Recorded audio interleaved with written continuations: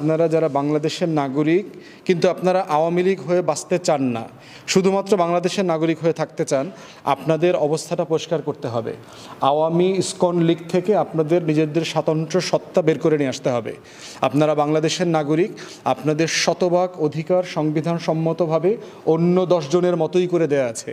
সেটা 5ই আগস্টের পরে আমরা দেখেছি যে বাংলাদেশের বিভিন্ন হিন্দু বসতি, মহল্লা, পাড়া, মন্দির, দোকানপাট, বাসস্থানকে কিভাবে মুসলমানরা, ইসলামী দলের লোকজন, আলেম ওলামায়ে কেরামরা, মাদ্রাসার ছেলেমেয়েরা মিলে দিন রাত রোটেশন করে পাহারা দিয়েছে। চট্টগ্রামে আমরা এটা দেখেছি, ঢাকাতে দেখেছি। গত দুর্গাপূজার যে মণ্ডপ হয়েছে প্রায় 40,000 সারা বাংলাদেশে, এই মন্দিরগুলো, মণ্ডপগুলো মুসলমানরাই কিন্তু আপনাদেরকে দিন রাত পাহারা দিয়ে রেখেছে। মুসলমান সংগঠনগুলো, ইসলামী সংগঠনগুলো, রাজনৈতিক দলগুলো, ছাত্ররা সবাই মিলে সেটা করেছে। কিন্তু এটাকে তো আপনারা সম্মান করছেন না।